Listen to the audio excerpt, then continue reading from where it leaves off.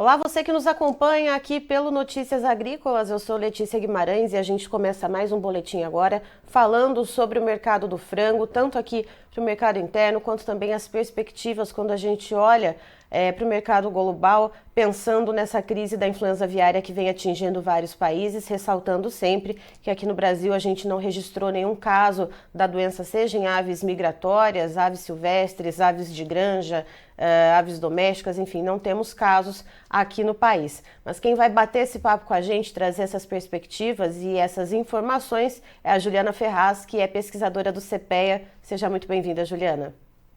Obrigada, Letícia. Eu que agradeço o convite. Juliana, pensando aqui nas cotações do mercado interno, que a gente vê há algumas semanas já que esses preços eles têm uma dificuldade em evoluir, nos fechamentos diários que eu faço aqui no Notícias Agrícolas, e quem acompanha, né, esses fechamentos todo finalzinho de tarde, a gente vê que tem dia que sobe um pouquinho, tem dia que cai um pouquinho, parece que está patinando, né, que não consegue sair muito do lugar. É isso mesmo? É essa visão que se tem do mercado? O que está acontecendo? Correto, é isso mesmo, Letícia. Os preços, né, da carne de frango, eles vêm se recuperando ao longo do mês aí, tanto que estão se sobressaindo aos patamares de preços praticados aí em fevereiro.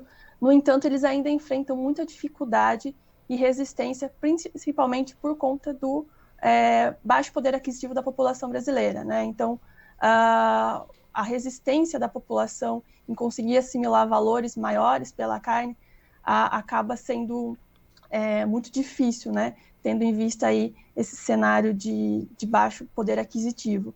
Agora, na primeira quinzena desse mês, as vendas ainda fluíram relativamente bem, parte dos agentes conseguiram reajustar positivamente os preços, mas eles relatam bastante dificuldade em fazer esses repasses. Realmente a gente está naquela época, né, de pagamento de IPVA, tem gente que ainda parcelou bastante questão de material escolar, enfim. Ainda o brasileiro vai seguir tendo esse problema, né, de poder aquisitivo ainda durante um tempo, Juliana. E pensando, além disso, né, do preço da própria carne de frango, né, e dessa questão lá na ponta consumidora, como que está a competitividade do frango em relação às carnes concorrentes? O ovo, a gente já trouxe informação aqui no Notícias Agrícolas ontem de que chegou a patamares recordes de preço, e isso não só pela questão da quaresma, mas também pelos ajustes de produção.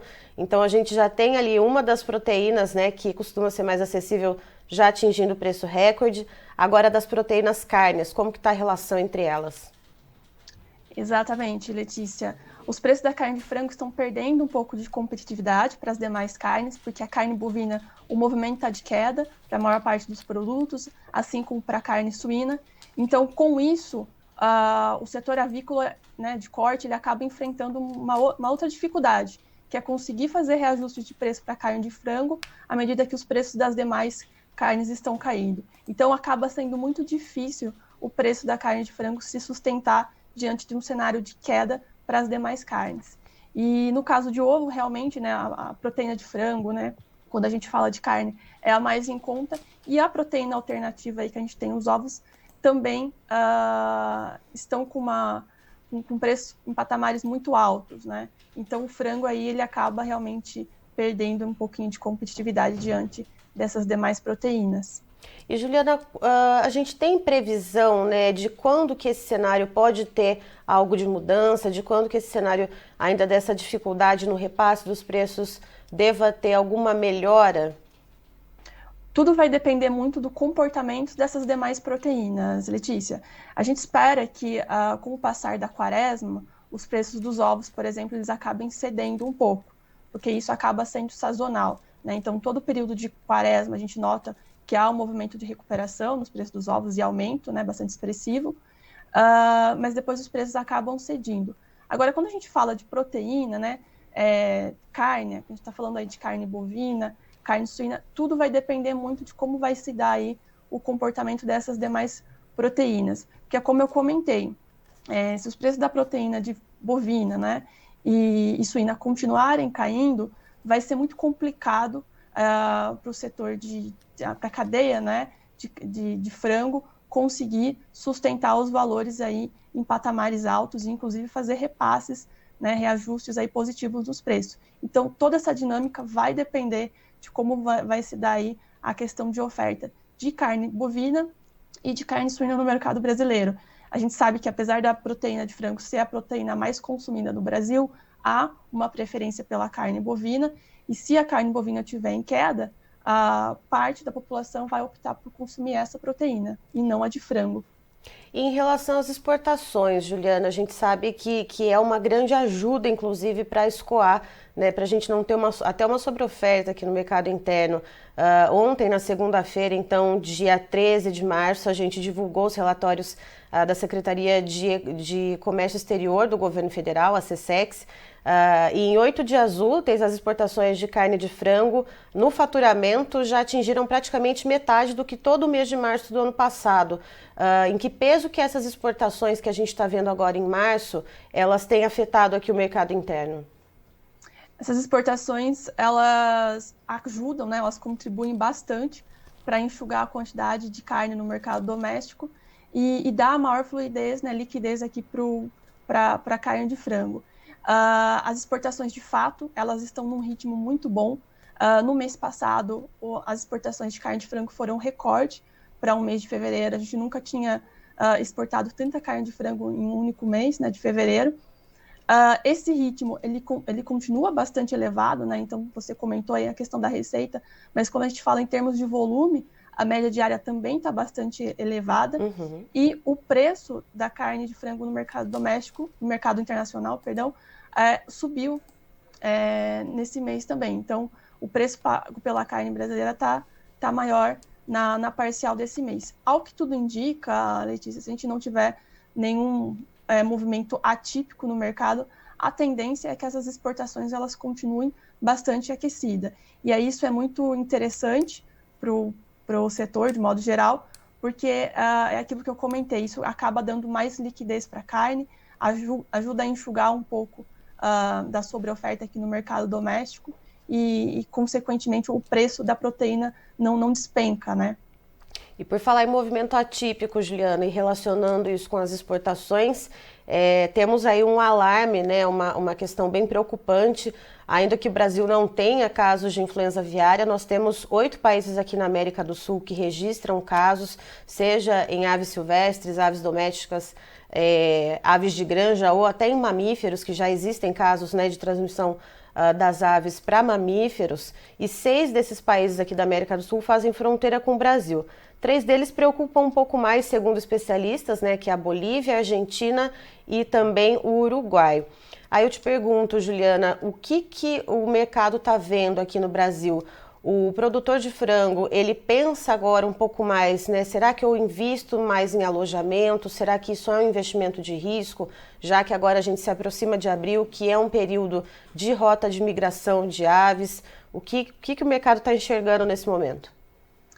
O mercado está bastante apreensivo, Letícia, porque à medida que aumenta, né, o número de casos aqui na América do Sul, principalmente de países vizinhos, o risco da entrada da doença aqui no Brasil, ela aumenta também. Então, com isso, os agentes do setor estão bastante receosos, vêm monitorando com bastante cautela esse movimento aí de aumento de casos de gripe aviária e tem tomado todas as medidas possíveis para tentar mitigar aí e evitar, né, a entrada da doença no Brasil. A gente não pode garantir que essa doença não vai chegar ao Brasil, a gente não pode afirmar isso categoricamente, mesmo com as medidas de biossegurança sendo adotadas, né, desde o ano passado. Todo o setor está mobilizado aí para tentar evitar a entrada, a chegada dessa doença aqui no Brasil, mas a gente não está imune a isso. Então, o setor acaba vendo, né, esse movimento com bastante receio, né, com bastante cuidado mesmo, e a expectativa é de que, caso a doença chegue no Brasil, o setor venha se mobilizar para mitigar o máximo possível dos danos causados pela entrada da gripe aviária. Né? O Brasil ele responde por quase 1/3 de toda a comercialização de carne de frango do mundo. Nós somos o maior player no mercado de exportação. Então, o impacto gerado pela entrada da doença aqui no Brasil, ele seria muito grande, né? Principalmente se vier atingir aves de rebanho comercial, né? Então, tanto do ponto de vista de status sanitário, comercial, financeiro, então o impacto ele tende a ser bastante grande caso a doença chegue ao Brasil. Por isso, toda essa movimentação do setor em tentar se mobilizar para tentar evitar que a doença chegue ao Brasil. Aí uma dúvida que me surgiu agora, Juliana, a gente está vendo, né, a questão no setor, né, de bovinocultura de corte, né, o caso da encefalopatia espongiforme bovina que foi detectado lá em Marabá, no Pará, que acabou derrubando, né, um pouco dos preços da arroba bovina aqui no Brasil. Num caso de gripe aviária, se acontecesse algo muito regionalizado, a gente sabe dos protocolos sanitários que é de isolamento, né, de um certo raio de alguns quilômetros, que agora eu não vou lembrar de cabeça, mas mesmo se acontecesse algo muito pontual, muito regional e fosse isolado, há o risco de um derretimento de preços generalizado?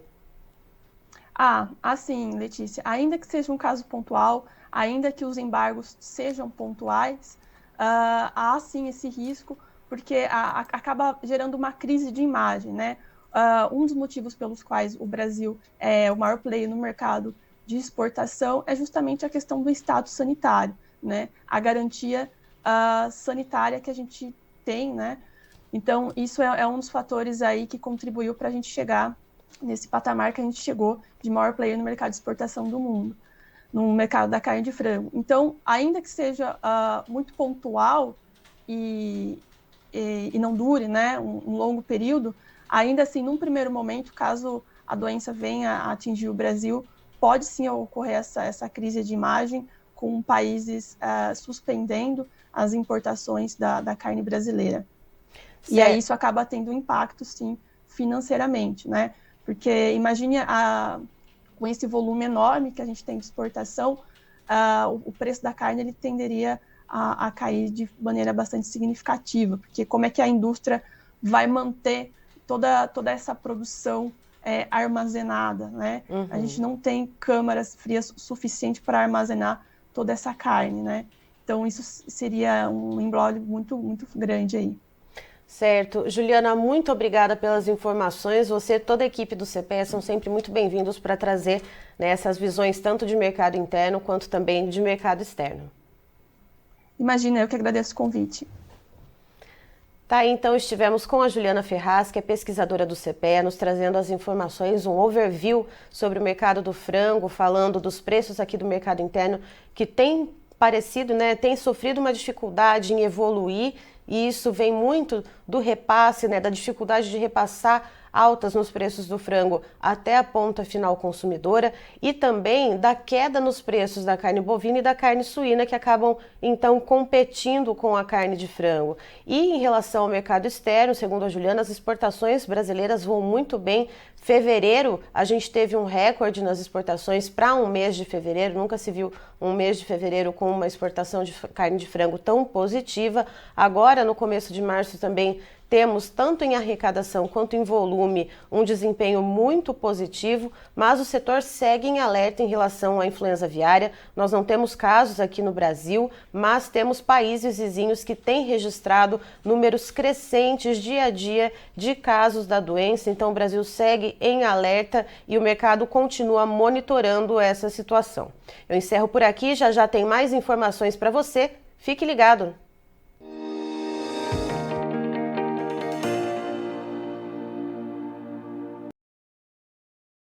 Participe das nossas mídias sociais, no Facebook, Notícias Agrícolas, no Instagram, @Notícias Agrícolas e em nosso Twitter, @Noteagri. E para assistir todos os vídeos, se inscreva no YouTube, na Twitch, no Notícias Agrícolas Oficial.